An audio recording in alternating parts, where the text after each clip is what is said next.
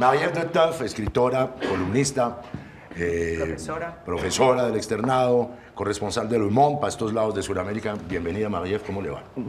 Bien, muchas gracias. Buenos días a todos. Bueno, Marie-Ève, usted ha escrito para el periódico francés Le Monde artículos en estos días sobre el tema suramericano fundamental, las elecciones en Venezuela, la derrota del oficialismo, la llegada multitudinaria de la oposición a la Asamblea venezolana al punto de tener los 112 diputados que les permiten hacer y deshacer, así lo dice la ley, inventada por el chavismo mismo. Ha escrito artículos. Marie-Ève, usted que es periodista no puede decir nada distinto a hágale. ¿Cuál es su percepción? ¿Qué fue lo que escribió? ¿Cuál es el análisis? ¿Qué es lo que usted está sintiendo de Venezuela? Pues, por lo menos lo que escribí son básicamente hechos, contar cómo fue la entrega y los resultados, súper tenso el domingo por la noche, porque entre las 5:30, al momento en que el Consejo Nacional Electoral dijo prorrogamos una hora la apertura de las mesas de votación, hasta las 2:30 desapareció el gobierno, el Consejo Nacional Electoral. El único que vimos hacia las 9:30 fue el general, diciendo el día transcurrió en calma, el ejército cumplió su papel y vamos a respetar los resultados. Lo dijo más enredadito eso, se demoró 20 minutos, pero más o menos era el mensaje. Y entonces se confirmó el día siguiente la muy amplia victoria de la oposición una muy amplia victoria. El gobierno, el poder chavista, como dicen aquí, tomó medicina de su propia cuchara. Cucharada de su propia medicina. Cucharada de su propia medicina, eso. ¿Ustedes se acuerdan que en el 2010, con una mayoría de votos, con el 52% de los votos, la oposición había sacado apenas un poco más de 45% del 40% de los asientos? Pues esta vez la oposición se benefició del sistema electoral y de las circunscripciones que hicieron. O sea, la oposición con un poco menos del 60% de los votos saca el 70% de los curules en la asamblea.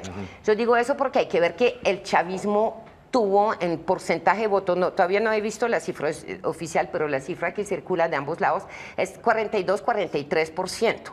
En la mitad de una crisis económica fenomenal, o sea, realmente la vida cotidiana de los venezolanos se ha vuelto complicada. Es complicado hablar de la crisis en Venezuela, porque no es que haya hambre, no es que haya, sí, pero la gente para conseguir harina pasa horas en colas, hay colas por todos lados, hay colas para cajeros porque ya no hay plata en efectivo, ya no hay billetes. El volumen que hay que sacar que ya el Banco Central, porque además como el billete de mayor denominación, como se dice, es de 100 bolívares, o sea que en el mercado negro, si usted da $1, le van a dar 9 billetes para $1. Entonces cualquier cosa lo paga con fajos de billetes y ya no hay billetes. Entonces hay cola frente a los cajeros, cola en los mercados, cola.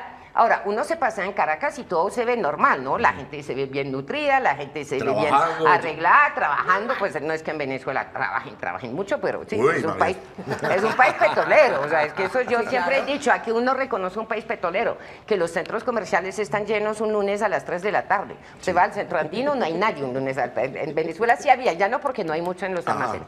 Pero la vida cotidiana se ha visto muy complicada para mucha gente, especialmente porque uno puede pensar que en los sectores populares, las misiones que el gobierno ha mantenido, a pesar de la baja del precio del petróleo, hace que la gente sí ha aguantado algo, pues, y además porque venían de un nivel de vida igual, no tan alto, pues, las que han pagado durísimo son las clases medias. Los ricos se las arreglan en todos lados. Y los ricos en Venezuela se están volviendo muy ricos, porque cualquiera que tiene una actividad donde recibe $10, ¿sí? Es un rico. O sea, entonces los restaurantes, los buenos restaurantes están llenos, pero la clase media sí sufrió un golpe, o sea, se ha desmejorado la calidad de vida. Me fui por el lado de la vida cotidiana. Todo eso para decir que el resultado nos dice, las cosas han cambiado, obviamente, porque en 16 años es una victoria electoral fenomenal de la oposición, pero seguimos en un país profundamente dividido, y con un país dividido 40-60. Ha cambiado la relación de fuerza electoral, pero sigue siendo 40-60. Lo que quiero decir con eso es que obviamente la oposición proclama así toca decirlo, bastante serena en la proclamación de su victoria. No hubo grandes manifestaciones, esta oposición que podía poner 1 millón de personas por la calle, no hubo ninguna manifestación, porque tampoco es que se hayan ganado el poder. ¿Tan serena como el chavismo y madurismo aceptando la derrota? Eso, pues digo, de ambos lados toca decir que han sido como en eso relativamente calmados. Entonces, ha sido relativamente serena. En la oposición hay que ver que hay de todo, ¿no? O sea, la oposición es una cosa muy dividida que obviamente mantiene su unidad mientras el chavismo existe, ¿sí? Mientras el cimiento de la oposición es el odio o el fastidio o el cansancio del gobierno chavista, pero va desde una derecha muy brava, y muchos de los dirigentes yo creo que vienen de esta derecha muy brava, a mucha gente que viene desde el centro de izquierda, desde la izquierda, que no le gusta tantos militares corruptos en el poder en Venezuela. O sea, hay mucha cosa. María, a ver, entrémosle a lo que uno podría llamar las consecuencias inmediatas y a mediano plazo. Evidentemente está la posibilidad de hacer cambios a través de la Asamblea Nacional fundamentales, y en la perspectiva de esa línea de cambios que seguramente se van a hacer, hay uno que parece verdaderamente complicado, desestabilizador, dice uno, y que puede repercutir en temas muy, muy difíciles en Venezuela, que es la posibilidad de destituir al presidente Maduro, supuestamente puede ser por problemas de índole psicológico mental o porque simplemente tienen los votos para hacerlo. ¿Usted cree que se va a llegar a eso? La oposición ha dicho sí, vamos es por eso. ¿Se va a llegar a eso y qué consecuencias tendría eso? No, la oposición no está tan clara Algunos sobre eso. Algunos sectores dijeron, queremos acabar con Chávez. Cuando digo que está dividida, hay una parte que sí. No se trata tanto, si uno es preciso, de destituir a Maduro, pues sí, el resultado es pero es de organizar contra Maduro un referendo revocatorio previsto por la Constitución a partir de mediados de su mandato, que se va a cumplir en abril del año entrante. O sea, hasta abril no lo pueden tocar, todavía tiene 6 meses, porque tienen que ir organizando el referendo, no se puede hacer antes de abril. Sí. Hay que ver que en eso hay debate en el seno de la oposición y no todos están de acuerdo. Unos piensan que toca aprovechar el momento político para cobrárselo, otros, obviamente, sí, y que estar bien feliz de sacarlo, obviamente. Hay otros que dicen no es la prioridad del momento. La prioridad del momento, hay que ver que los votos, porque hay unos en la oposición que dicen esos votos que nos dieron mayoría son votos prestados, son votos que vienen de 15 años de votar Chávez, son votos de gente que muchos se dicen chavistas, sí, que solamente votaron por el fastidio de la crisis. A ver, démosles otra opción, a ver si arreglan. Perdón, que la interrumpa, siga usted con la idea, pero simplemente una cosita precisa. Esa votación adversa es más contra Maduro que contra el chavismo histórico, es decir, ¿podría uno pensar que en un momento dado, salido Maduro, se recomponga el movimiento bolivariano? Pues, vamos para eso, porque hay unos dentro, o sea, la cosa del referendo revocatorio, hay unos dentro del chavismo, quizás sí vamos a eso, para sacar a Maduro y renovar el liderazgo dentro del chavismo. ¿Diosdado incluido o no? No ha dicho. Dice que no, muestran imagen de unidad. El lunes por la noche salió Diosdado Cabello, al general y Maduro. Aquí estamos los tres y no. Pero sí se sabe que hay mucha inconformidad dentro del PSV, y la que uno ve, no sé si a veces leen esta página Aporrea, que es que ha sido durante muchos años la página del chavismo militante y que ahora se ha vuelto en parte la página del chavismo crítico. Del chavismo crítico, incluso de Diosdado. Es más una crítica casi de izquierda, ¿sí?, al chavismo, que no se trata de entregar el poder a la oposición, sino de decir, tenemos que renovar la cúpula del chavismo, porque este chavismo que está en el poder, ¿sí?, Maduro, Diosdado Cabello, Freddy Bernal, Elías Jagua, son los mismos desde hace 15 años que están turnando los ministerios. Y cuando el lunes Maduro dice, voy a nombrar 3 comisiones para la crítica y la autocrítica, nombra a los mismos. Es un grupito chiquito, que es donde los duros del chavismo. Entonces, abajo hay mucha inconformidad diciendo, son ellos. Bueno, esos son los que en este momento todavía no lo dicen público, pues está en la página Aporrea. No lo dicen porque la coyuntura es cerramos filas para enfrentar la derrota que acabamos de subir. Del lado de la oposición, unos dicen si fuera Maduro, otros dicen no, y con varios argumentos. Unos dicen son votos prestados, tenemos que jugar fino aquí, porque si no se nos voltean facilito.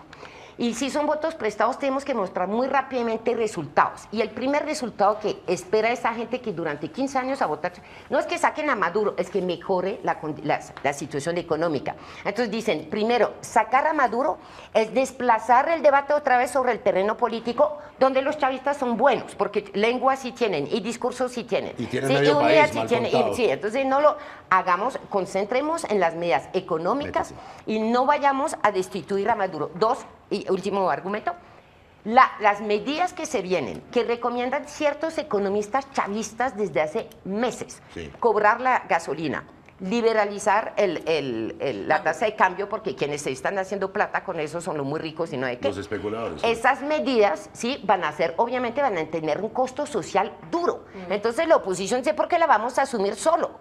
Dejemos a Maduro asumir, busquemos un acuerdo para compartir todos el costo, o sea, para hacer todas esas reformas que se requieren. Ahora opción de colaboración se ven poco, pero parece que no está tan claro que quieren sacar a Maduro ya. Y que el acuerdo podría funcionar, Ana María. Pero entonces, Mariel, uno podría pensar que con 2/3 partes de la Asamblea y la posibilidad de aquí a abril de modificar los magistrados en el Tribunal de Justicia, uno podría pensar que las primeras leyes que van a promulgar después de la amnistía a presos políticos van a ser quitar el control de precios a bienes de primera necesidad y liberalizar tasas de cambio.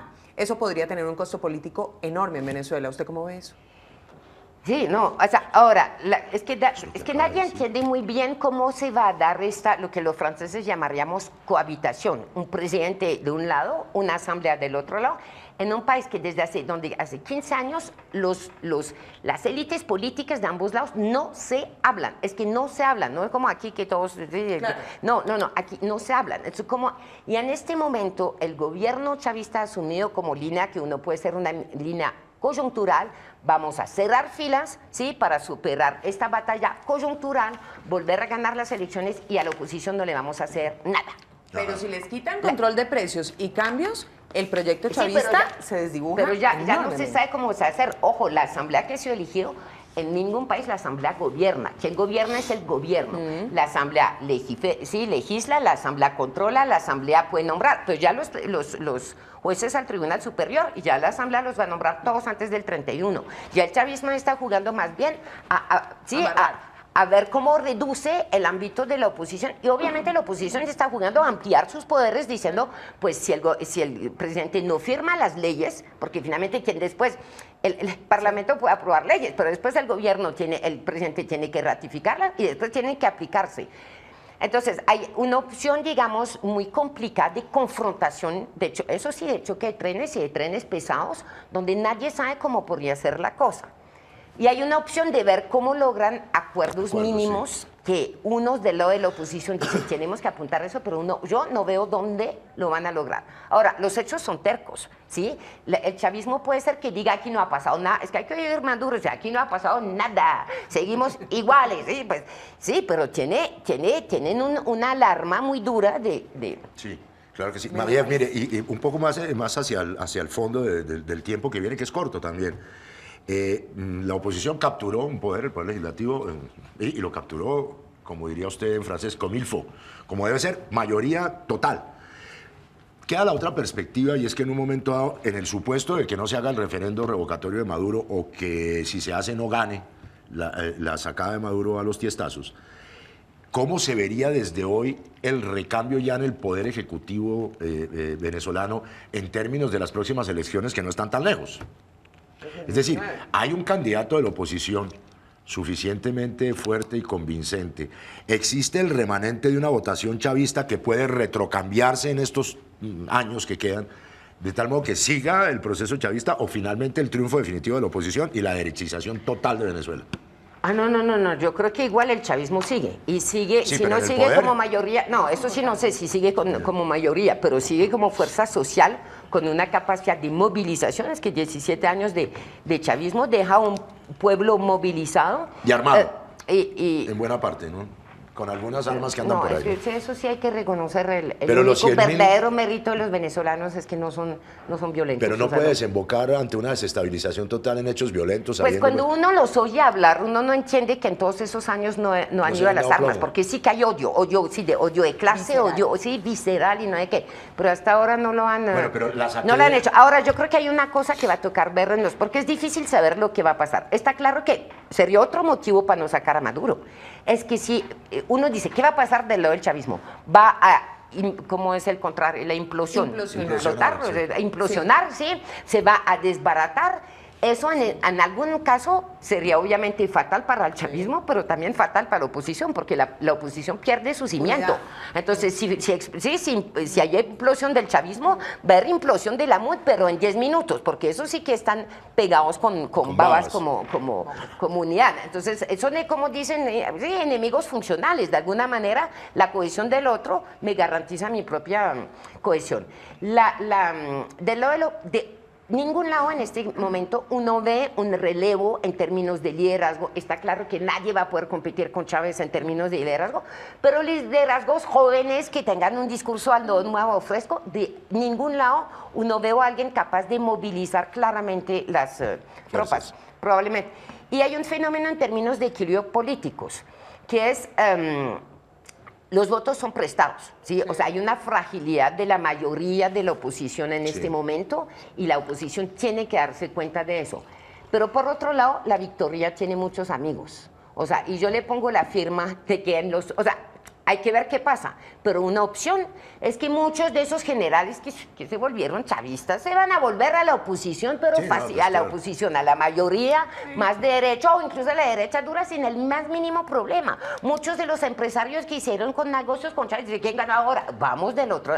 Hay que ver si hay un fenómeno un poco de desbandada o no después de esta victoria, o si, como lo dijo Maduro, fue solamente una batalla coyuntural que se perdió. María, en esta incertidumbre que de cualquier forma lo que deja es un tinte de posible ingobernabilidad, o por lo menos serios problemas de gobernabilidad en Venezuela, ¿cuáles podrían ser las consecuencias para Colombia de eso? Es que está dura. Sí, está duro, Con ¿no? frontera cerrada, con un comercio que son nuestro segundo socio comercial, y aún así No, en yo creo que ya no son el segundo. Creo que socio vamos para comercial. China, ¿no? Sí, ya China, inclusive la Unión Europea está antes, yo creo. O sea, ya está. Ya el peso económico de Venezuela en la economía Se colombiana ha bajado mucho. Obviamente, pues no hay que explicar por qué lo que puede pasar en Venezuela es muy complicado para Colombia y Colombia no tiene otra opción que mucha prudencia. O sea, yo creo que hay que efectivamente mirar, o sea, no se puede apostar en este momento a ninguno de los escenarios de evolución, ni salir, de hecho yo no sé, porque yo no he leído la prensa, está en Caracas hasta ayer, pero no he visto el gobierno celebrar la victoria de la oposición como lo había hecho después del golpe de Estado del 2002. Vamos aprendiendo las lecciones, ¿no? Bien. Entonces yo creo que sí hay que ser prudente y entender que la oposición no es una sola cosa, ni del todo a la derecha dura, aunque la haya, y que en la oposición hay muchos matices y que la victoria esta no pinta a corto plazo una mayor gobernabilidad para Venezuela. Y para terminar, María, qué bien que nos haya contado todo esto, porque es una experiencia periodística de observación, de comentario de primera mano. Como dirían en las tiras cómicas, ese domingo, ¿cierto? Que usted estaba ya cubriendo las elecciones, como diría Superman, y mientras tanto en Francia. Lo mismo, pero de otra manera. Pues sí, el golpe. Esto sí que en mi país sí que no hay duda. El Frente Nacional no tiene ninguna división, es derecha dura, es derecha xenofóbica, es derecha racista, y sacó el 30% de los votos, apareció como el primer partido en votos. Sí. Llegó de primera en 6 de las 13 regiones que cuenta mi país, y obviamente eso ha sido un tsunami político previsto, o sea, previsible y los atentados probablemente previsible, porque hace años que el Frente Nacional viene ganando terreno en lo político, y los atentados del 13 de noviembre le han dado María, sin embargo, ya después de pasado un tiempo después de las elecciones en Francia, para redondear el tema, todo parecería indicar, y así uno lee la prensa y los observadores y los analistas, que en la segunda vuelta, que inclusive va a haber triangulares, es decir, 3 partidos presentándose para llegar a la cabeza de las 13 regiones francesas, se reduciría necesariamente esas 6 regiones a una para acá y Sí, por ahí. probablemente, porque el sistema francés de 2 vueltas Sí. hace que en la segunda vuelta pasan los 3 Los mejores. los 3 mejores. Entonces, hay la derecha, llámenlo democrática, aunque tratándose de Sarkozy, pero bueno, la derecha tradicional, la derecha democrática, la derecha parlamentaria, sí, y el Partido Socialista han llamado a alianzas para decir, para no dejar que pase el candidato de la extrema derecha, vamos a retirar un candidato para que quede eso. Eso es lo que llama el Frente Republicano. Salvemos la democracia. Puede ser que no estemos de acuerdo en muchas cosas, pero estamos de acuerdo derecha e izquierda sobre ciertos valores fundamentales de la República que está amenazando el Frente Nacional.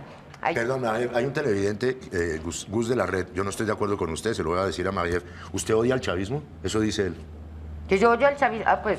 Maviev, usted es de izquierda. No sé lo que. Yo, odiar al chavismo, me parece que eso refleja mucho el nivel de debate en Exacto. Venezuela. Usted O sea, dice- y hay muchas cosas que hay que rescatar de haber hecho, y yo creo que he pasado todo este tiempo de decir, el chavismo sigue siendo una fuerza social que representa el 42%.